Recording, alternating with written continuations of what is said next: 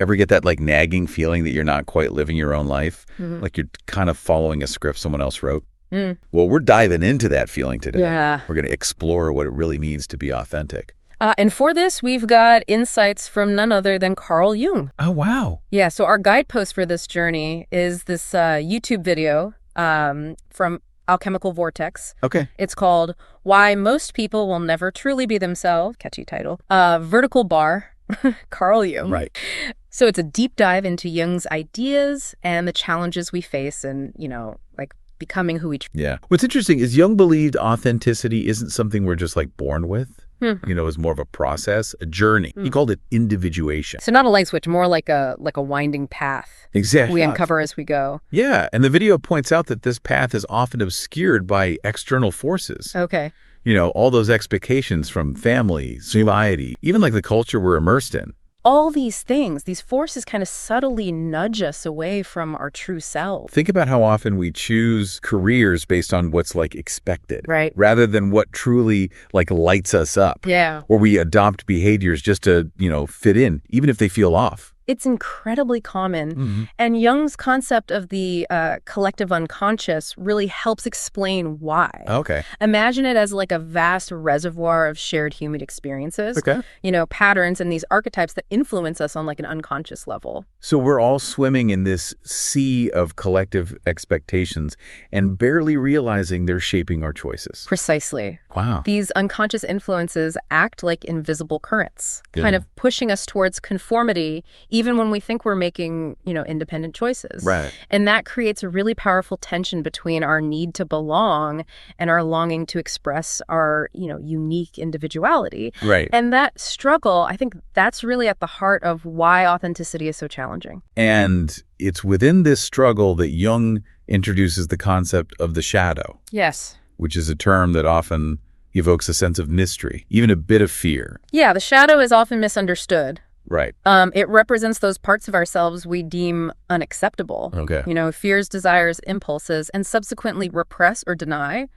We may have been told they're bad or wrong. Right. So we push them into the unconscious. Almost like sweeping those unwanted personality traits under a rug, hoping no one will notice. Precisely. Yeah. But Jung believed that ignoring the shadow doesn't make it disappear. Right. It continues to influence us, often in unhealthy ways, precisely because we haven't, acknowledged and integrated it. This is where the video's exploration of social masks becomes so relevant. Yeah. We all wear them to some extent. Of course. Crafting these personas to gain acceptance, navigate social situations. Think of them as carefully constructed facades we present to the world, often hiding those aspects of ourselves that we fear might lead to, rejection or judgment. Right. But what happens when we get so used to wearing these masks, that we forget who we are underneath? Like, what's the cost of hiding behind them? That's a really crucial question. Jung believed the price we pay is, it's a loss of vitality, a sense of disconnection from our true selves. Right. We might achieve, external success, but it feels kind of empty. Right. Because it's not aligned with our authentic desires. So it's not just about like what we show the world, it's about how those masks affect our own sense of self. Exactly. And that brings us to like the heart of Jung's message, True authenticity requires facing those uncomfortable truths about ourselves. Yeah. It's about peeling away the masks and confronting the shadow, integrating those hidden parts into a more whole and complete sense of self. Easier said than done, right? Right. I think the video mentions a quote about courage being essential for this process. Yes, it says, most people will never truly be themselves because they lack the courage to face what is hidden. Wow. It's a stark reminder that authenticity isn't a passive pursuit. Right. It requires like active engagement with those aspects of our we've been avoiding. So how do we even begin to do that? Like, where do we start to uncover those hidden parts? Well, Jung believed that dreams, intuition, and creative expression are powerful tools for accessing the unconscious. Okay. They offer a glimpse into those deeper layers of the psyche where the shadow resides. It's like learning to speak a new language. Yeah. The language of our own subconscious. That's a great analogy. Yeah. it requires us to pay attention to our dreams. Right. Explore our intuitive hunch and engage in creative activities that allow those hidden parts to kind of, express themselves. So we're not just talking about sitting on a therapist's couch. We're talking about an active, ongoing process. Absolutely. Of self-discovery. And this is where Jung's concept of individuation becomes so powerful. It's not about achieving some fixed state of perfection, but rather a lifelong journey of integrating those different aspects of ourselves, including the shadow, into a more cohesive whole. That makes me think about how our understanding of ourselves is constantly evolving. Right. What felt authentic at one point in our lives might not feel authentic later on. Exactly. And that's where the courage comes in. It takes courage to keep questioning, to keep exploring, to keep peeling back those layers, even when it's, uncomfortable. And what about the impact of modern society on all of this? The video doesn't specifically delve into that. Right. But I'm curious about how things like social media and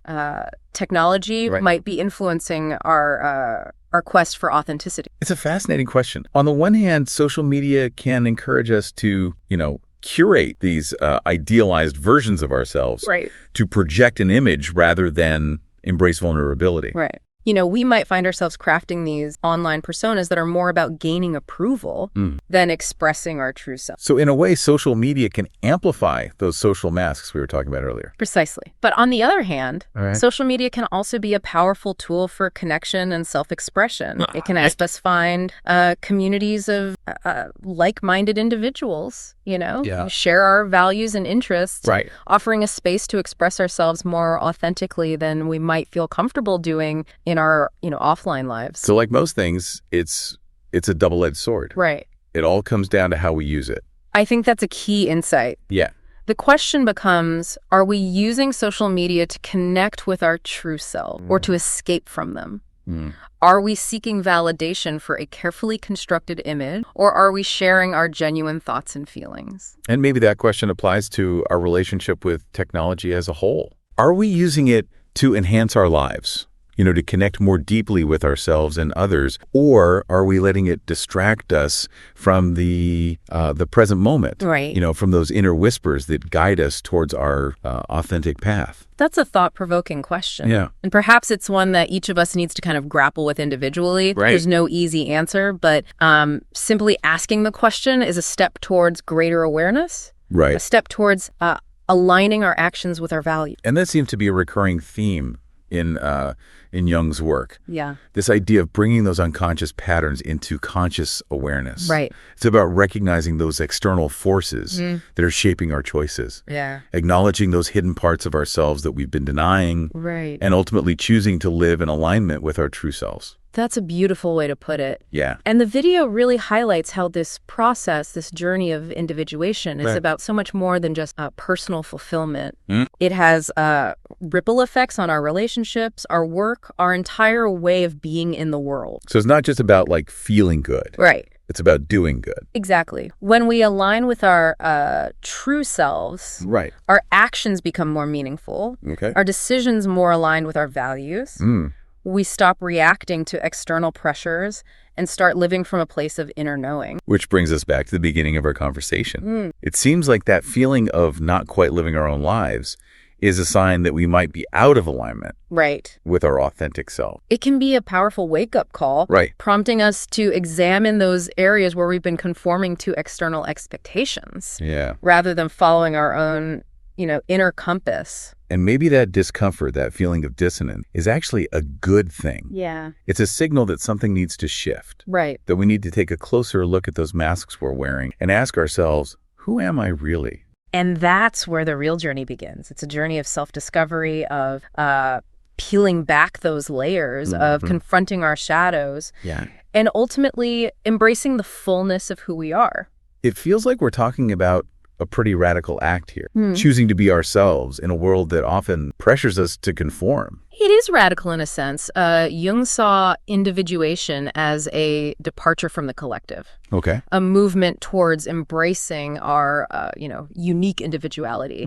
It's about recognizing those universal patterns we inherit from the collective unconscious, Okay. and then consciously choosing which ones serve us and which ones we need to kind of shed. So it's not about rebelling against society. Right. It's more about discerning what's authentic for us within that societal context. Exactly. It's about finding that delicate balance between belonging and becoming. We're not meant to be, carbon copies of each other. Right. We're meant to express our own unique essence, our own particular way of, being in the world. And the video emphasizes that this process of individuation, of becoming who we truly are, has profound implications for how we live our lives. Absolutely. When we embrace our authentic selves, Yeah. it naturally flows into all areas of our lives.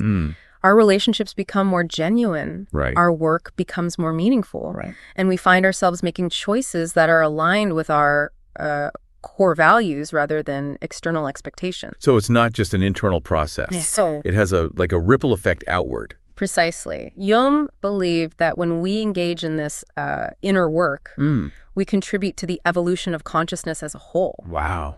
Each individual's journey towards authenticity helps pave the way for others to do the same. We become almost like role models, Yeah. not in like a boastful way, Right. but by simply living out our own truth. Right. We give others permission to do the same. That's a beautiful way to put it. Yeah. We become, living examples of what's possible. When we choose to embrace our individuality, our imperfections, and our, full human complexity. This has been such an insightful exploration of Jung's ideas and the challenges we face in becoming our true selves. Yeah. I know I'm walking away with a lot to think about. Me too. And for anyone listening who's feeling, inspired to delve concepts, we highly recommend checking out the YouTube video that sparked this conversation. Yeah. Why most people will never truly be themselves. Vertical bar Carl Jung from the channel Alchemical Vortex. It's a great starting point for anyone who's curious about Jungian psychology and the power of individuation. Yeah. And as always, we'd love to hear from you. What resonated with you most from this